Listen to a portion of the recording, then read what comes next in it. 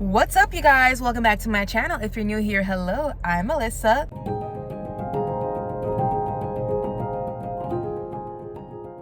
I have heard so much hype about this new Omen movie that your girl going to see the first Omen.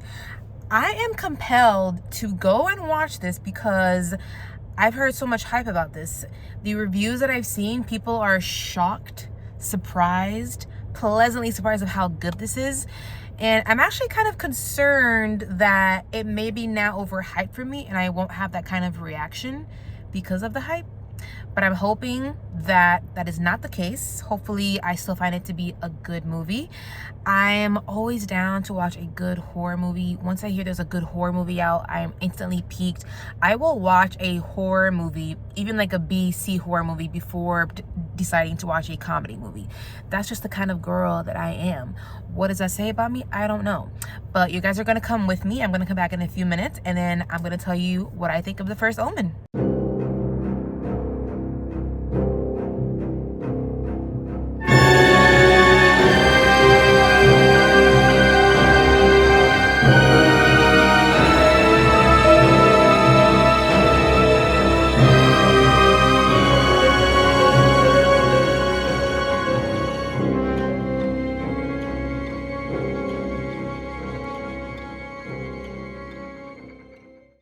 I had to walk back to my car when it's almost 11 o'clock, leaving the theater, and I was only slightly scared, only slightly walked my car a little bit faster than I would usually. But yeah. Okay, so the first Omen, right off the bat, I give it 3 out of 5 stars. Now, to some of you, that may seem low, but I think it's because during the first and second act, I did find this kind of slow. It is a slow burn type of film. It is laying out the pieces. It is setting things up. It is a slow burn, as I said.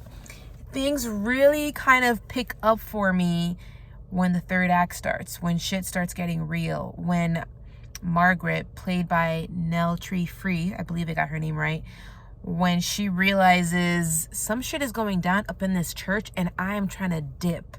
I need to go and save this girl really quick, and then I need to dip. That's when the ball starts rolling for me. This movie was gory. There are some disturbing scenes, but there's also this quite disturbing storyline. And I have to say, it watching it for me, as someone who identifies as female, it was kind of triggering. It's a little bit trauma-inducing because this could be minor spoilers, but there are scenes having to do with having no autonomy over what's happening with your body. And it's set in this environment, in this story, where this is somebody who grew up in the church, really. She was taken care of and really felt like she had a home and that she had a place where she could feel safe and she trusted, especially being an orphan, growing up an orphan and having these people, particularly this person, this pastor who she thought she knew and who cared about her.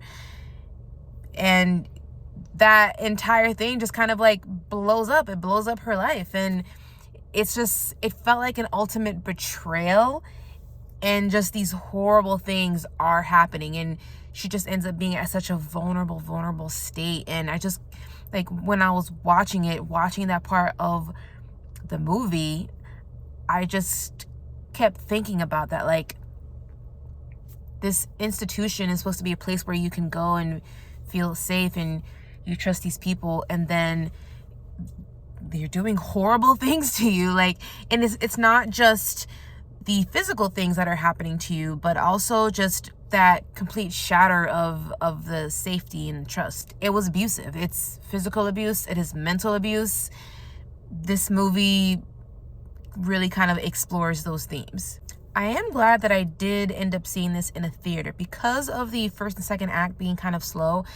I think if I were to wait and watch this at home, I probably would have gotten easily distracted, been on my phone, and probably not be as engrossed as I was while I was sitting in a dark theater and having to pay attention. So luckily I did watch this in the theater, and I think that I would recommend for you to watch it in the theater as well if you are like me and kind of get distracted and have a little bit of ADD. Don't wait till this is streaming. I think if you are a horror fan, you will appreciate this film. Some people, I think, are maybe calling this the best horror yet, and I feel like it's too early still to say if it's the best horror movie. I still haven't seen some other horror movies that are out. I still need to see Immaculate. But I think it's pretty good. It's pretty good. It is quite disturbing. It is gory, and it explores different themes that have to do, as I said, with the female body and the lack of autonomy. So it kind of goes in pretty deep. But I think a really good horror film, even way back in the day, they go into the ugly truths of life. I know in the beginning of the video, I did say that I worry that this may have already been overhyped for me and maybe I won't have the same experience. And I think I was a little bit right on that, because it was pretty hyped within the horror loving community, but I didn't think it was horrible either. I thought it was pretty good. It was a solid film. As I said before, a 3 out of 5, which may seem kind of low for some people, but I think three in my opinion, it's pretty fair, because I did call it a slow burn, and if I didn't see this in the theater, I think I would have gone way distracted, and it may have been scored lower.